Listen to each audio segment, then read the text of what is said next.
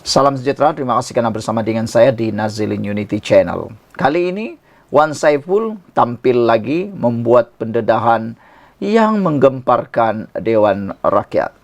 Kalau sebelum ini beliau memohon maaf secara terbuka di Dewan Rakyat, menarik balik kata-katanya apabila Zahid Hamidi mahu mengusulkan untuk beliau digantung daripada parlimen atas tindakan beliau mengeluarkan kenyataan yang mengelirukan. Kali ini dia tampil lagi. Kali ini lebih panas. Tapi netizen berbala bahagi. Sebelah kata itu mungkin fitnah dan pembohongan. Sebelah lagi kata sila buktikan. Inilah masalahnya apabila ramai ahli parlimen ini menggunakan imuniti mereka. Tapi itulah perlembagaan. Hari ini Wan Saiful buat satu lagi dakwaan yang panas. Terpulanglah. Anda belah mana? Sebelah mana? Anda mau percaya atau tak percaya, itu hak Anda. Ada yang kata itu fitnah, ada kata itu benar, ada kata itu adalah bohong, ada kata itu benar. Terpulanglah pada Anda. Tapi dengar dulu, ini pendedahan Wan Saiful Wanjan. Beliau kata, gugur kes mahkamah, peruntukan 2 juta ringgit antara tawaran diberikan kepada beliau untuk sokong kerajaan. Walau bagaimanapun, ramai netizen, pemerhati politik, pengikut-pengikut isu politik di Malaysia memberikan satu pertanyaan mudah, soalan mudah kepada kita semua, khususnya Wan Saiful. Kata mereka, kenapa Wan Saiful? Itu persoalan paling penting. Apa sebabnya Wan Saiful pula yang dipilih untuk mau digugurkan kes mahkamah, diberi 2 juta peruntukan ini untuk menyokong Anwar Ibrahim? Apa kepentingan Wan Saiful untuk Anwar Ibrahim? Walhal kerajaan sekarang sudah dapat 2/3 sokongan ahli parlimen. Tiada alasan lagi sebenarnya untuk Datuk Seri Anwar Ibrahim maupun kerajaan Madani atau siapa-siapapun untuk mendapatkan sokongan Wan Saiful. Buat apa lagi untuk dapat sokongan beliau? Walhal sekarang nih kerajaan ataupun Anwar Ibrahim sudah lebih 2/3 sokongan. Tanpa Wan Saiful pun tiada guna, tanpa Wan Saiful pun tidak berguna juga. Jadi kewujudannya sebenarnya tiada membawa apa-apa perubahan tanpa ada makna sekalipun. Tapi itulah dia kata, dia dedahkan kononnya tawaran gugur kes mahkamah, peruntukan 2 juta, itu yang diberikan kononnya untuk supaya Wan Saiful menyokong kerajaan. Ada netizen juga kata, daripada Wan Saiful yang cuba dipancing, cuba dibeli, dengan tanda kata petik dibeli, kenapa bukan orang lain? Kan lebih baik orang lain yang lebih bersih, orang lain yang lebih tidak bising. Maksud kita bising ini tidaklah celupar memberitahu di sana sini yang dia nak konon dibeli untuk menyokong kerajaan. Ramai lagi ahli parlimen lain yang boleh dipengaruhi untuk menyokong kerajaan kalau betul dakwaan itu. Tapi kenapa Wan Saiful? Itu menjadi persoalan yang menimbulkan banyak kesimpulan bahwa mungkin Wan Saiful adalah bercakap tidak benar. Walau bagaimanapun, ianya kenyataan yang disampaikan di Dewan Rakyat. Datuk Wan Saiful Wanjan sekali lagi menarik perhatian apabila beliau meminta Dewan Rakyat menubuhkan jawatan kuasa berhubung tindakan 2 ahli parlimen yang membuat kacau ganggu dalam usaha mempengaruhi kelakuan dan sokongan kepada kerajaan. Ada netizen mereka kata selain daripada cadangan Wan Saiful supaya jawatan kuasa berhubung tindakan 2 ahli parlimen membuat kacau itu dibuat, mereka juga cadangkan apa kata kalau juga dibuat jawatan kuasa membuat siasatan berhubung semua dakwaan yang Wan Saiful nyatakan. Karena sebelum ini dakwaan-dakwaan Wan Saiful juga panas, mengelirukan. Jadi mereka kata supaya adil, okey, boleh ambil tubuh jawatan kuasa berhubung apa yang dinyatakan oleh Wan Saiful ini, tapi mereka kata perlu juga untuk Wan Saiful turut disiasat oleh jawatan kuasa tersebut, kata mereka. Wan Saiful menamakan ahli parlimen Gua Musang Muhammad Azizi Abu Naim dan ahli parlimen Tanjung Karang Datuk Dr. Zulkapri Hanapi kononnya membuat tindakan berkenaan bersama 3 lagi individu dikenali sebagai Hasnan, Datuk Azman dan Datuk Rahim. Beliau mendakwa dua ahli parlimen bersama tiga individu itu membuat tawaran untuk memberikan peruntukan parlimen, peruntukan projek bernilai 2 juta, bayaran kos perubatan isteri beliau, kos guaman peruntukan di mahkamah, dan token yang tidak dinyatakan nilainya serta pengguguran kes di mahkamah.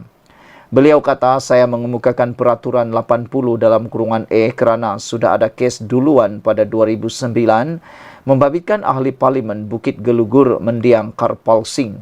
Saya ingin mencadangkan Dewan ini membuat ketetapan supaya jawatan kuasa pilihan khas mengambil tindakan berdasarkan peraturan 80 dalam kurungan E yang dibaca bersama peraturan 8 bersama Seksyen 9 Akta Majlis Parlimen Keistimewaan dan Kuasa 1952 Akta 347 bagi mengenal pasti, membicara, memutuskan, menghukum beberapa individu yang membuat penawaran bagi mempengaruhi kelakuan saya dalam Dewan ini, katanya, yang bangun mengemukakan peraturan mesyuarat itu sebaik selesai sesi soal jawab di Dewan Rakyat hari ini.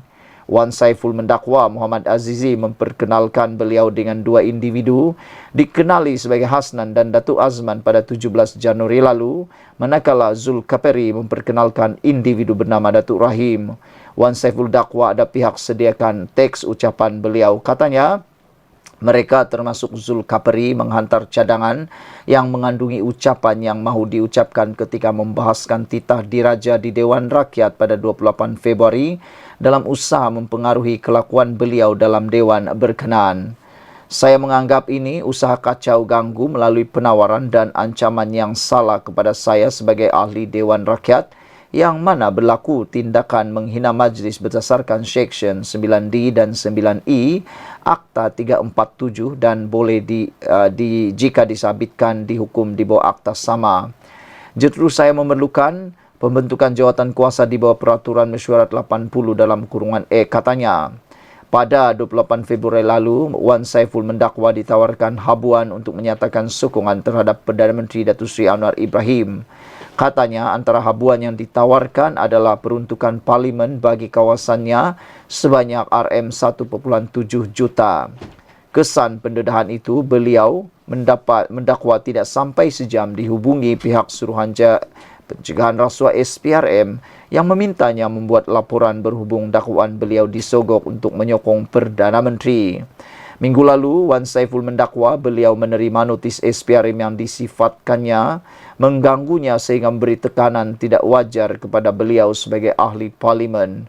Beliau menyifatkan notis itu sebagai tidak adil, termasuk berbahaya kerana boleh mengancam imuniti ahli parlimen daripada pendakwaan dan keistimewaan ketika berucap atau berbahas dalam sidang Dewan Rakyat.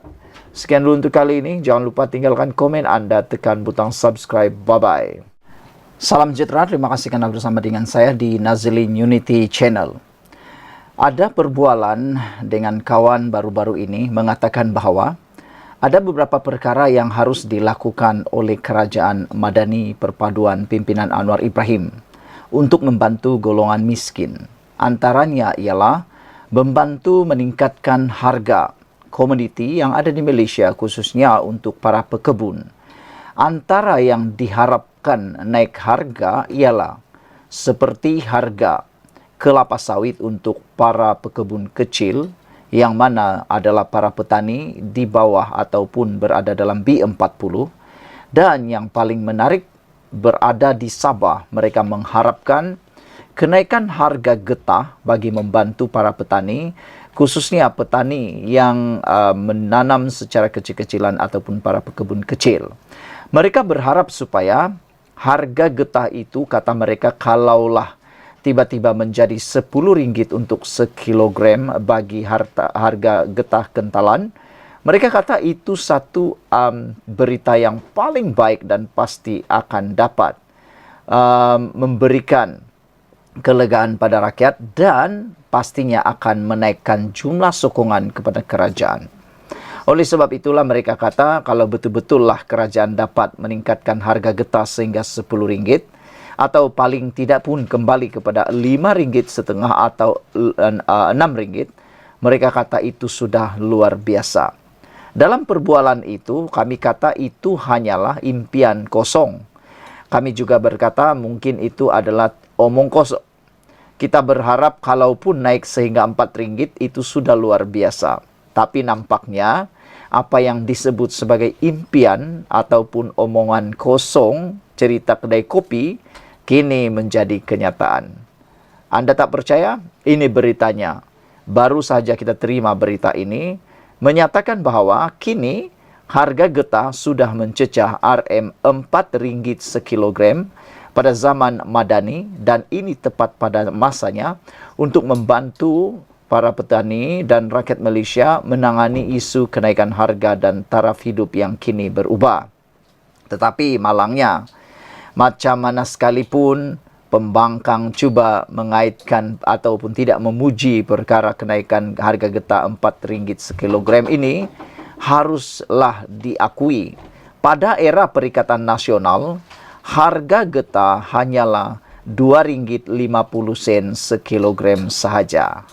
Jadi siapa yang dapat menafikan perkara kebenaran tersebut? Hari ini seorang aktivis politik yaitu Edi Nur Redwan menyifatkan harga getah scrap yang meningkat kepada RM4 sekilogram ketika ini adalah sesuatu yang kena pada masanya.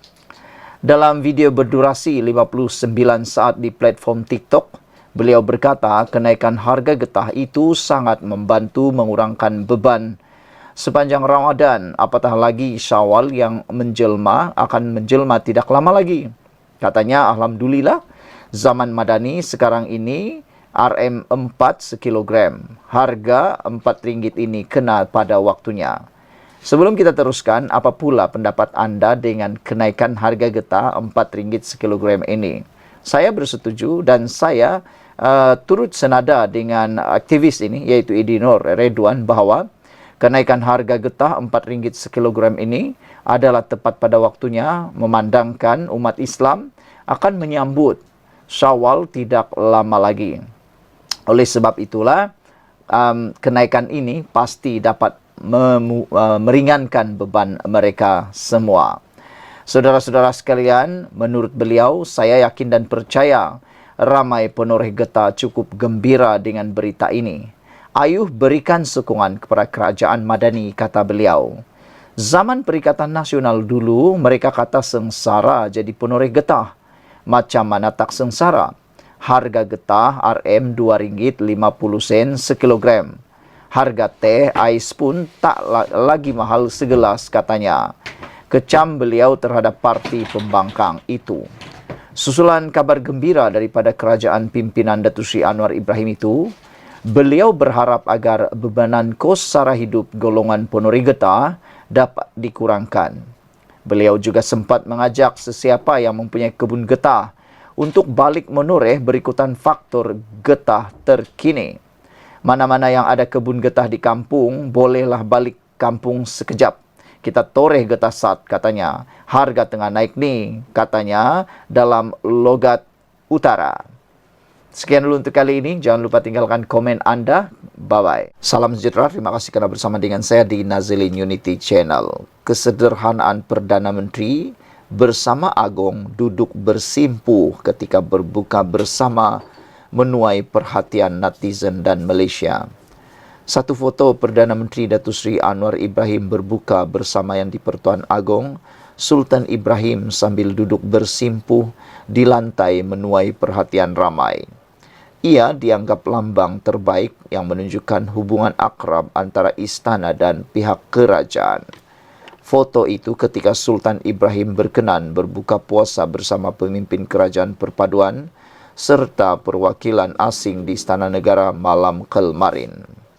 Turut dilihat kedua-dua timbalan Perdana Menteri Datuk Seri Ahmad Zaid Hamidi dan Datuk Seri Fadilah Yusof. Dengan hanya beralaskan kain putih, santapan berbuka dimulakan dengan menjamah kurma dan air mineral sebelum Agung bersama pemimpin kerajaan perpaduan menunaikan solat maghrib. Kesederhanaan yang ditunjukkan dalam foto tersebut menarik perhatian ramai dengan ada yang menitip pesanan agar kerajaan terus menunjukkan contoh yang baik kepada rakyat. Sangat erat hubungan Perdana Menteri dengan Yang di-Pertuan Agong. Leading by example, good to see, kata seorang netizen. Seorang lagi netizen memberikan komen, lama tak tengok istana dan kerajaan dalam keadaan harmoni. Demikian antara komen orang ramai di Facebook. Dengan ini, gambaran ini sedang membawa kepada gambaran yang positif kepada Malaysia, iaitu menjadi negara yang lebih makmur dan kaya raya. Sementara itu, di platform X, seorang pengguna bernama Adam Yusuf berkata, gambar itu adalah mesej sebenar erti Ramadan dan kepimpinan. Ada yang menulis, aku suka tengok gambar ini. Satu mesej yang jelas erti Ramadan dan kepimpinan, kata mereka. Moga kesederhanaan ini dapat menginsafkan diri dan berusaha sedaya mungkin untuk pulihkan negara. Rakyat juga perlu bersatu hati dan melawan musuh sebenar, iaitu sikap pentingkan diri dan iri hati ciapnya. Sebelum itu, kita juga digemparkan dengan satu isu berkaitan dengan Gabriel Garcia Marquez, yang mana Anwar dikecam. Kenali Gabriel Garcia Marquez sebelum kecam Anwar. Pengecam Datuk Seri Anwar Ibrahim diminta mengenali penulis buku bernama Gabriel Garcia Marquez dengan lebih mendalam sebelum mengecam beliau kerana penulis ini bukan sastrawan biasa, bahkan ada bukunya yang telah diterjemah ke dalam bahasa Melayu.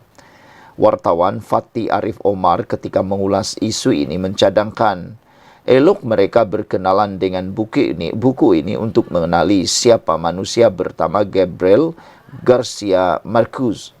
Menurut Fatih, Marquez bukan sastrawan biasa. Dipanggil Gabito atau Gabo sahaja, beliau seorang wartawan dan penggerak politik aliran kiri yang berpengaruh di Amerika Selatan. Kesastraannya dibandingkan Miguel de Cervantes, pengarang karya besar Eropah dan Spanyol Don Quixote, tetapi ialah pembaca kita bukan minat sastra sangat. Orang sastra belum tentu, tulis Fatih menerusi Facebook beliau. Baru-baru ini Anwar memuat naik gambar beliau sedang membaca buku penulis itu ketika berada di atas kapal terbang dalam perjalanan pulang ke Malaysia dari Jerman. Saudara, dalam perjalanan pulang dari Hamburg selepas acara padat, tetapi lawatan yang produktif ke Jerman, saya membaca novel Gabriel Garcia Marquez bertajuk Until Agos. Ekoran itu Anwar dikecam oleh pembenci beliau, kononnya Perdana Menteri membaca buku Lucha dengan memetik sedikit kandungan buku itu. Datuk Seri Anwar Ibrahim tidak membaca buku Lucha apabila menghabiskan Until August.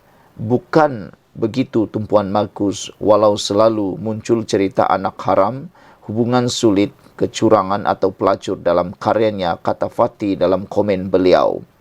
Marquez seperti sastrawan besar abad ke-20 mengupas persoalan budaya dan politik lebih besar melalui watak dan ceritanya. Beliau bercerita tentang kolonialisme Eropah dan ingatan kolektif. Persoalan memori sering menjadi tema, misalnya The Blu-ray Giant karya Kuzo Ishiguro. Tema kesan penjajahan diangkat Abdul Razak Gurhanah melalui beberapa karya. Katanya Anwar pernah mengupas ringkas karya agung Marquez di Facebook. Sekian dulu untuk kali ini. Jangan lupa tinggalkan komen anda, tekan butang subscribe. Bye-bye.